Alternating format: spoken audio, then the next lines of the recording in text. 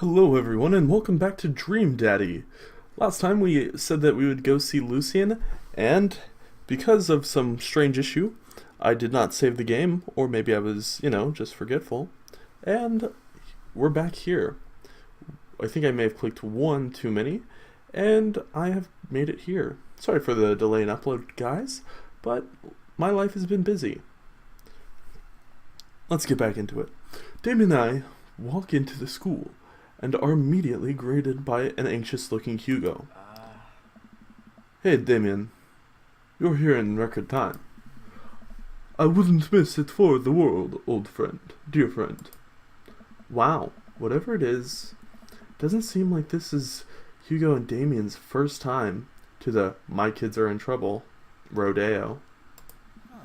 What is it this time? This Damien? You have to see to believe. You have to see to believe. No. Damien and I fall into step behind Hugo, who leads us through the busy corridors of the school. We pass by several classes in session, and I vaguely wonder if Amanda's around. Hugo eventually ushers us into a small boiler room, with a flight of rickety stairs leading down into darkness. Watch your step. I can hear faint voices drifting up from the depths of the basement, and they don't sound happy. As I'm led into the depths of the school, I recall into the antics I got into as an angsty middle schooler. At least I had enough sense to stay out of creepy basements. We find another teacher in a boiler room, tucked away in the back of the basement. With him are Lucian and Ernest, Hugo's son. Lucian has a bloody nose. Thank you for coming. Okay, so this isn't a teacher we know. Alright, let's just give him a stock voice. Thanks for coming. I can't make heads or tails with this. I look around to the scene of the crime and see a bunch of bricks and some masonry tools scattered around. What happened here? Ernest punched me. Lucian tried to kill me. What? The room falls silent. I was not trying to kill you, dumbass. I was trying to build a brick wall around you and see what would happen. You promised me there was wine down here. You tricked me. Wine? Really? Whoa. Wait a second. Lucian, did you try to cask of Amontillado, Ernest? I'm neither confirming nor denying that. I turn to Damien and whisper to him, What's a cask of Amontillado? It's a classic Edgar Allan Poe short story where the man gets his enemy drunk, lures him down to his cellar with the promise of wine of a fine vintage, then buries him alive behind a brick wall. It's a lovely story. So wait, Lucian, you tried to do that to him? I was curious to see how it turned out. I wasn't actually gonna leave him there. What was the thought process here? That Ernest was just going to sit still while you slowly built a tomb around him? Well, it worked for like 20 minutes because he's an idiot. But then he realized that I lied to him about the wine. And you were cackling maniacally, that sort of tipped me off. Ernest, 20 minutes? Dad? Sweet manchego. Sweet manchego.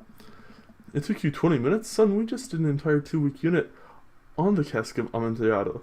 It took you 20 minutes to realize Lucian was leading you into an elaborate ruse? Did you even read the story? I read the first 5 pages and then read a review of the movie. Whoa. It's only 5 pages long, and there is no movie. Yeah, you're right.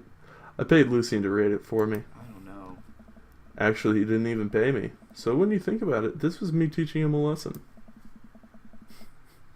Damien and Hugo both have their heads in their hands. You guys are always telling me to engage the literature, and I did. I don't see a problem here. I think we found a Lucian voice. Alright, alright. I'm filing this under what the hell. Don't do whatever that was again. You two are both suspended for a week. Ernest and Lucian high five. The teacher stomps upstairs. Hugo, I'll cover your class. Take your son home. Mr. Bloodmarch, you too. Thank you for your mediation. We all head up the stairs and out the school in tense silence. Lucian, Damon, and I all pile into my car. Nice. By the way, as much as I like the light, it would get in the way.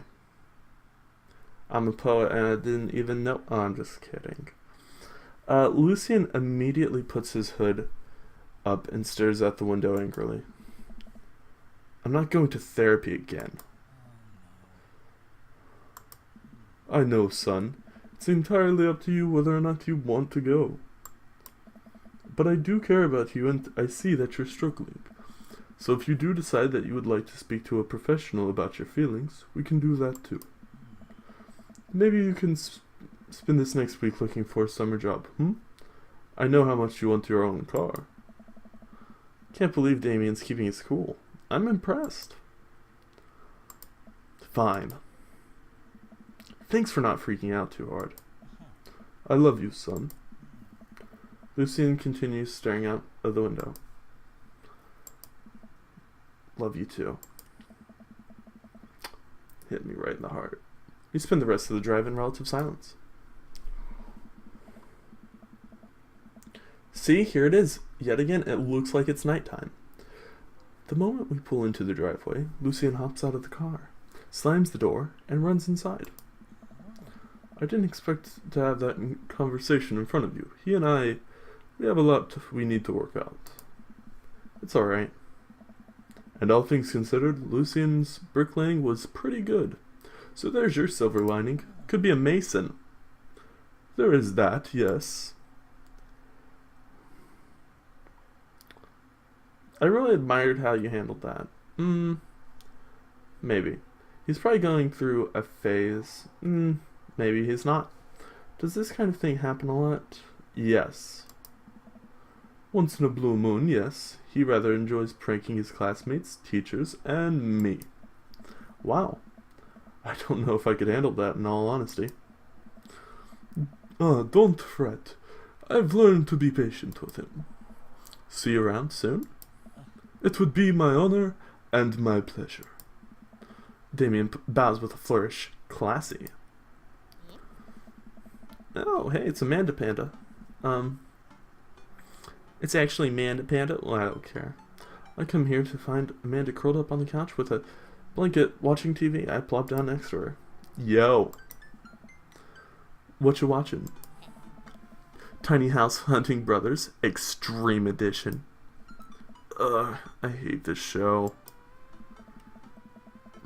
The couple on screen bickers back and forth while staying in an incredibly small house made out of recycled bottles. The Tiny House Hunting Brothers watch them with bemused expressions, both of their heads touching the low ceiling. I told you I wanted 2-bed, 2-bath, shabby chic cottage. This house, it doesn't even have a bathroom. But honey, the outside is only 20 yards away. It's not that bad. I'm not pooping outside, Greg. Why don't they just get a regular sized house? I don't know. How'd afternoon tea go? It got strange. We had to go to the school and pick up Lucian since he tried to. He lured Ernest down into the cellar with the promise of a fine vintage and then tried to brick him into the wall, right? How did you know that? Has everyone read this story except for me? Lucian livestreamed the entire thing. Oh my gosh, it's gonna get so many upvotes on livestream fails. This entire day is beyond me. But otherwise, it was a fun day. The Damien guy's a character, but he's a really good company, and a surprisingly diplomatic dad. I dig his style. You know what? Me too.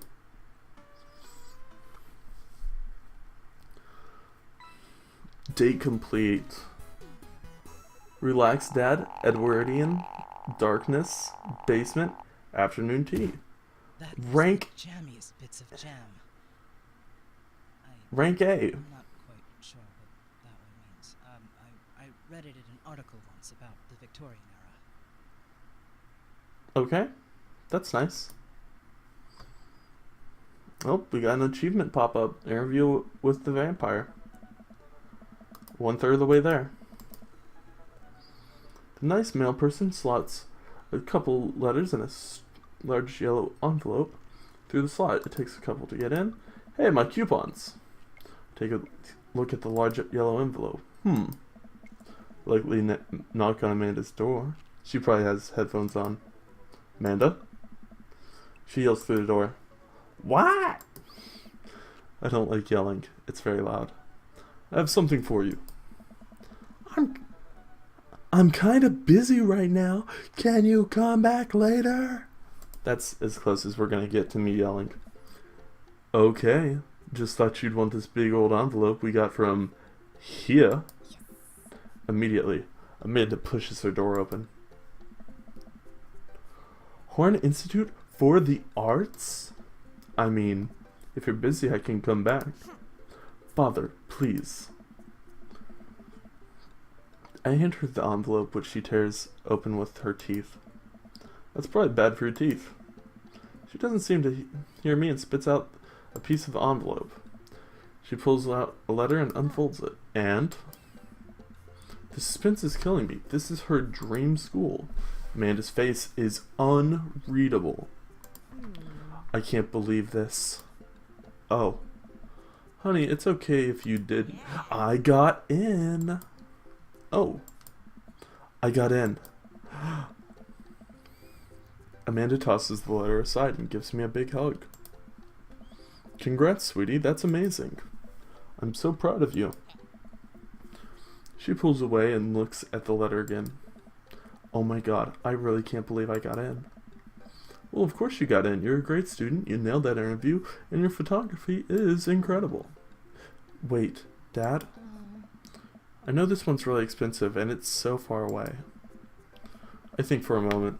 Hia was one of the most expensive schools that Amanda applied to, but I know she's had her heart set on it for the longest time. It'll be tough, but we're gonna make it work, whatever job I do. Really? Of course. Amanda hugs me again. Thanks, Dad. Okay, sweetie. We're celebrating tonight. Dinner, your choice, whatever you want. Wherever. Oh.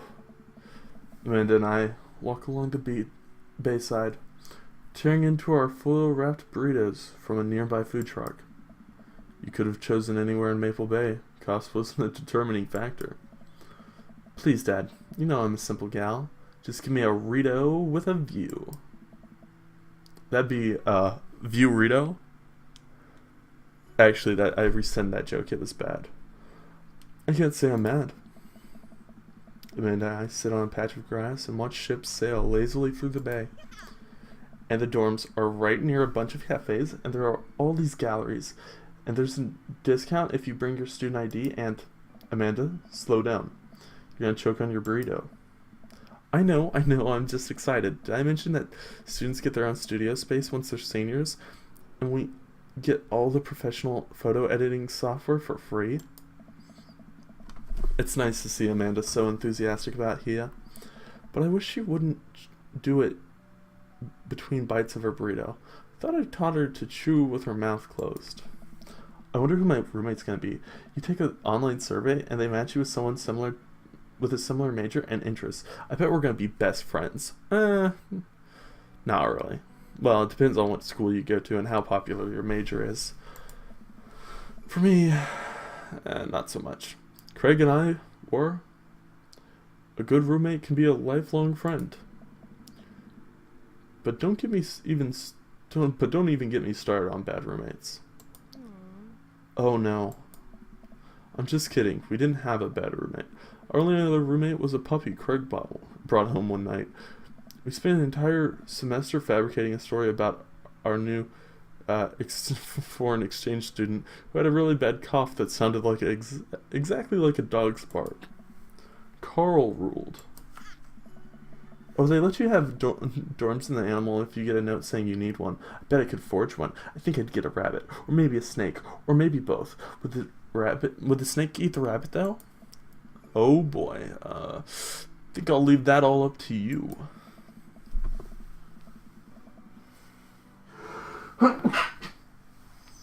Excuse me.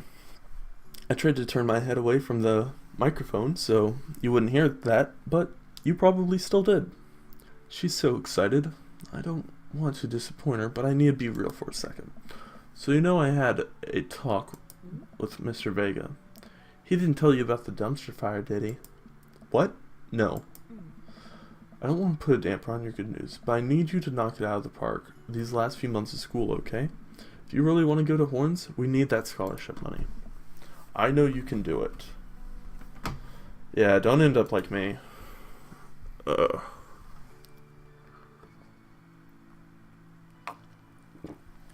I'm drinking to forget what I just said. Okay. Remember, drink responsibly. And by responsibly, I mean until you're before you're 21. Also, don't become an alcoholic. Or if you do, get help. Not being an alcoholic, that is. I promise I'll try harder. I pat her on the back.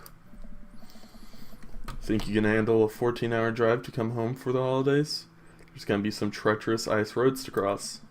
And don't even get me started on the paranormal occurrences. Well, it'll be worth it if I get to see you. Her eyes immediately well up with tears. Oh, Dad, don't cry. Sorry, I'm just very, very proud of you. You're all grown up now. And you're such a good person. And I hope you know how important you are to me. How important are you to your parents? Remember to post a comment with how much your parents love you in the comment section. Don't do that. No, don't please. That's awful. But remember to like the video if you're an only child. Like the video. I'm kidding. Please stop. Alright. Dad, stop. You're gonna make me cry too. Thinking about how many dislikes you're gonna get. It's too late, honey. It's happening. Dad, I can't get tears in my burrito. It's gonna make it's gonna make it taste sad. I pull Amanda in for a hug and a kiss on her forehead. Love you, kiddo. Love you too, Pops. Alright. Eat a balanced meal every day. Guys, I'm just gonna be honest with you. Wait.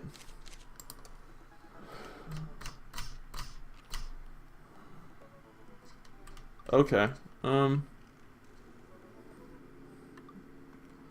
Oh, right, that's good. So I'm probably gonna end up dating probably 2 or 3 dads, but I'm just gonna do them one at a time for now.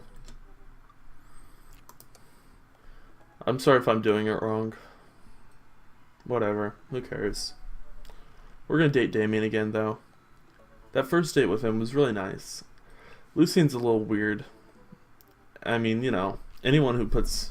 Well, I guess, you know, if you think about it as a revenge story between Ernest Hemingway and Hugo, or not Ernest Hemingway, Hugo, Ernest Hemingway and Lucian, for not, like, paying him to, you know, do his thing, it makes a lot of sense. I had a lot of fun hanging out with Damien the other day. I wonder what he's up to. I open up Dad Book and start writing him a message when Amanda walks in the door. Dad, you got a letter. Oh, is it from Grandma? No, it's from Damien. Whoa, can I see it? Amanda hands me a piece of old parchment folded into an envelope and sealed with a purple wax. Damn, the dude goes all out. I pry off the seal and unfold the letter. It's the most beautiful calligraphy. The letter reads, Dearest Daddy. Oh wow, the way it just pops onto the screen looks really weird. It makes me feel like this is magic. Dearest Daddy, I hope you'll find the continued correspondence endearing rather than trying. One can only Oh, I should be reading this like I'm Damien. One can only hope that use of the slower, more traditional form of communication will showcase my sincere and earnest sentiment that I greatly enjoyed our time together. I write this hastily under the warm embrace of excitement, fearful that I may misstep and speak towards something unwelcome. For now, I hope that you might forgive my boldness. I will simply say that your company has greatly occupied my thoughts. While the afternoon may have been derailed by forces unseen, your companionship helped a great deal, not only in the discipline of my child, but in the morale of my spirit. And for that, I thank you. That said, Daddy, if you'll allow me, it would mean the world to me if I could enjoy more of your time. Perhaps a trip to the cinema, followed by a moonlit stroll, would be to your taste. I eagerly await your response. With great respect, D. Bloodmarch. Amanda and I both look up from the letter. Wow. He's verbose. So you're gonna catch a movie with him? Yeah. I better message him on Dadbook and let him know. Amanda slaps my laptop shut. You have to write him back a real letter with postage. You don't know how much people love stamps. Ugh. But my handwriting looks like two toddlers fighting over a crayon. Dad, you have to. He wrote you a letter. That's so cool. Will you help me? I need to class this up. Father, I was made for this. Here's what you do. Find tickets to a show that you two will like, then enclose them in a letter. Oh, that's classy. Amanda and I hop onto my laptop and peruse showtimes. He doesn't seem like a romantic comedy kind of guy. Oh, here's one. Vampire Crusade 2? Evil Never Dies. I don't know, that sounds kind of stupid. Actually, it's a critically acclaimed exploration into the ennui of existence. It really turns the vampire trope on its head. Really? Nah, there's just tons of blood and vampire titties. Damn, Amanda. You were pretty psyched about them vampire titties. Whoop, let's roll the dice. I purchase 2 tickets, print them out, then sit down at the table and with Amanda to try to drafting a nice letter. Alright, here's the thing. I think you should at least, like, draft the letter on Word. Like, you know, Microsoft Word. Then sit down at the table with Amanda to try drafting a nice letter. I start writing. Damien. I do hope that this letter finds you in good health. That's a line from Hamilton, the musical, yeah, about Alexander Hamilton. Good one. What's next? I must confess my amateur control of the written word. Oh. Geez, Dad, have some faith in yourself. Okay, we're trekking along. Let him know how you're feeling. You find me in good spirits, for I felt very much the same after our last encounter. Nice. Ask him to hang out already. True art takes time, Amanda. Like Bruegel's landscape with the fall of Icarus, I find myself lost in your details. While a strange turn of events, I found myself enamored with the situation in hand. Bring it home, Pops. Let me take you out, girl. It would bring me great pleasure to escort you to the cinema. Smooth. Calling it the cinema is classy. Enclosed, you'll find 2 tickets to Vampire Crusade 2, Deus Vult, Evil Never Dies, which I'm sure you'll find both titillating and enjoyable. Namaste, hardest apps, best wishes. Let's go best wishes. Best wishes. Daddy Wampa. Is this okay? Amanda reads over my sloppy handwriting. Yeah, no, it's so weird when the words pop up on the screen like that. I know it's probably like a problem with the engine and like the way that, I can write different things. Oh, nah, just kidding with you. I'm trying to keep you on your toes.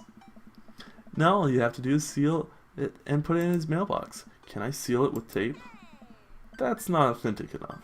I have an idea. I'll be right back. Oh, whoa.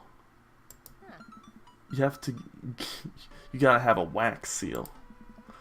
She lights the candle, which starts to burn down and form a pool of melted wax.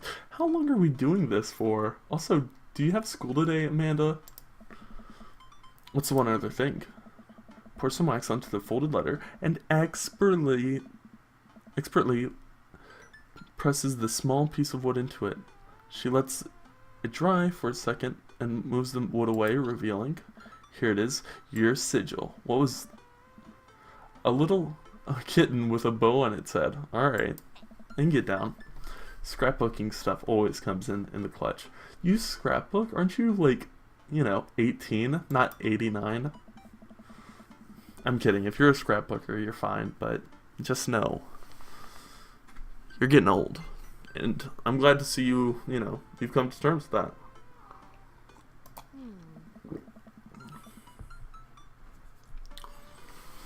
Oh, I thought we were getting a carrier pigeon to do it.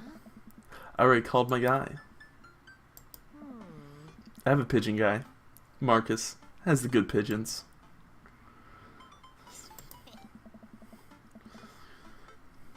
Don't get your pigeons from Anthony. They're no good. I don't want to know if any of this is true. Oh, does he not have like a mail slot? I mean, that would make sense. I don't think they had mail slots in the Victorian time. Or maybe they did. Or maybe they would just have dates with their postman. Like, it's 8:30, it's postman o'clock. Let's go out and meet with the postman. Or did they only really get couriers?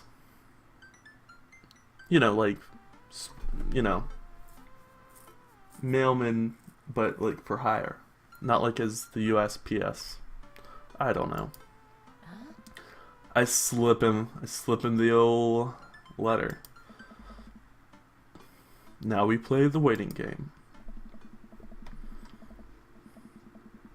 The night finally rolls around, where I'm supposed to meet Damien. The next day, he had left another beautifully crafted letter thanking me for mine and agreeing to the evening.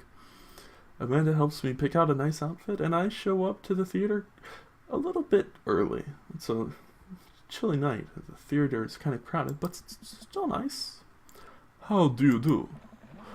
Oh, wow. It's a vampire. I mean, what's up, Damien? You almost gave me a heart attack. How long were you there for? I don't know. I just walked up. My apologies for frightening you. Was that thunder? Is it gonna rain soon? I didn't hear anything. What? What? What? Regardless, the hour grows close.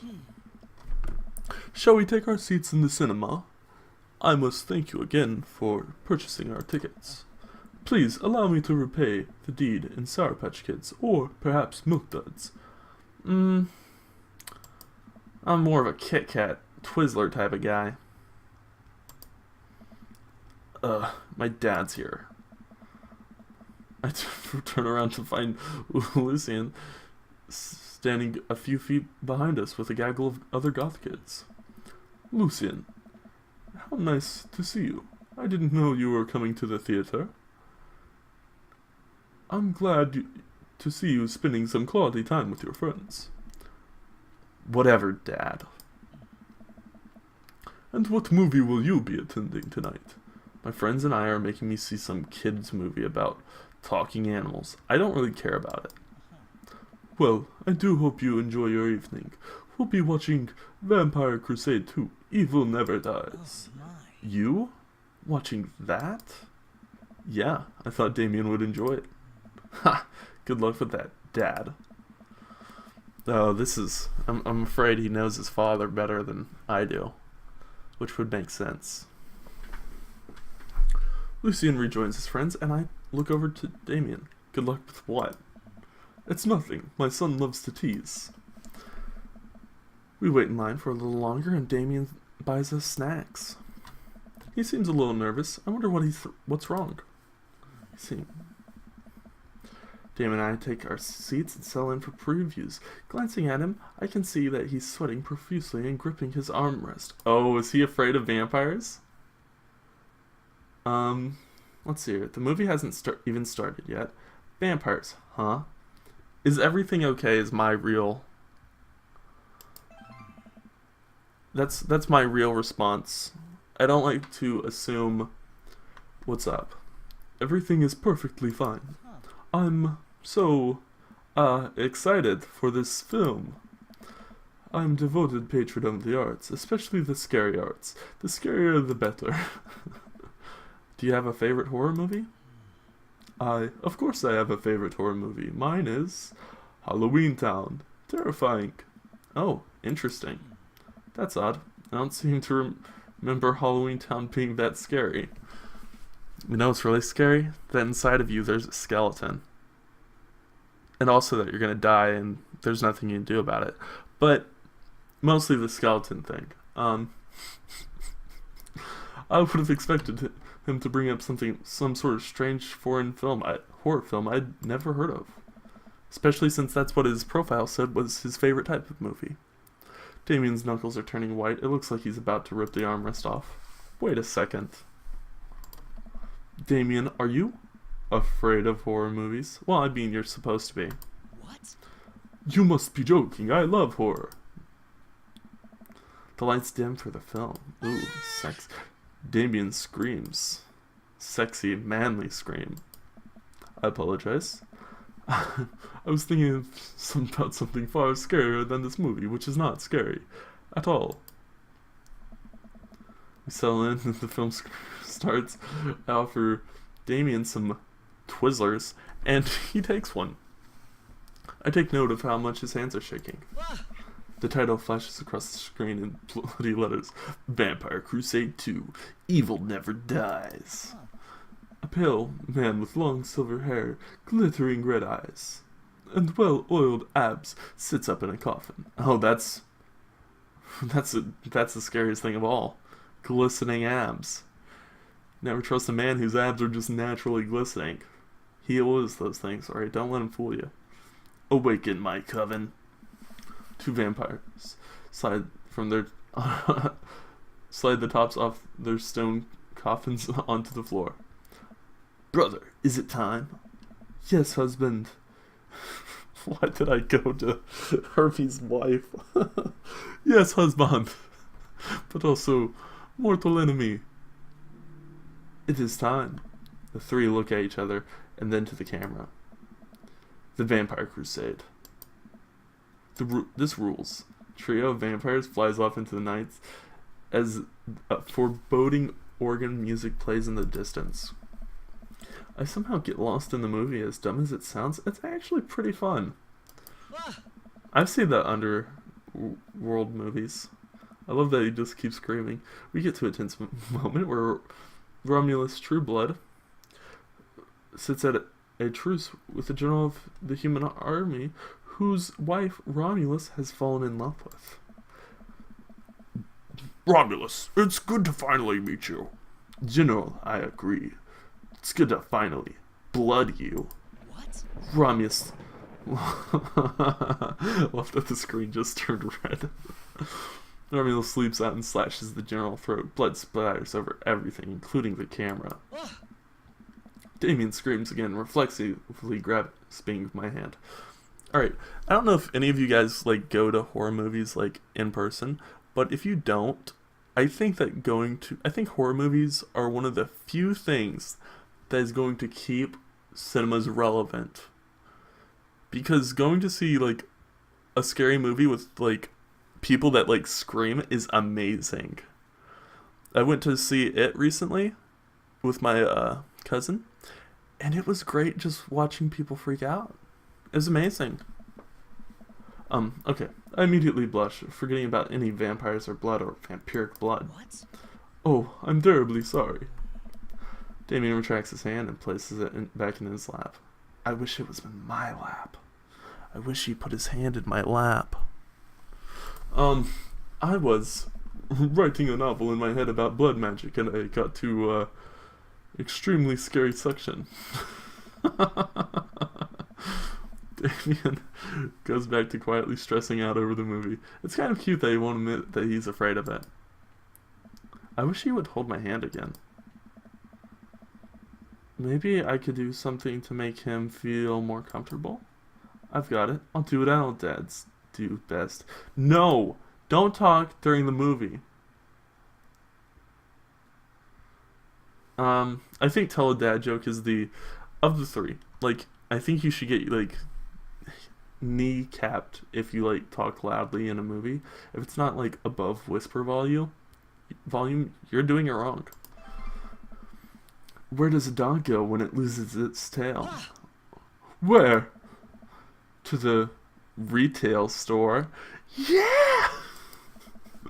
I yelled that last bit a little too loud for a crowded movie theater, but I can see a smile form on Damien's face.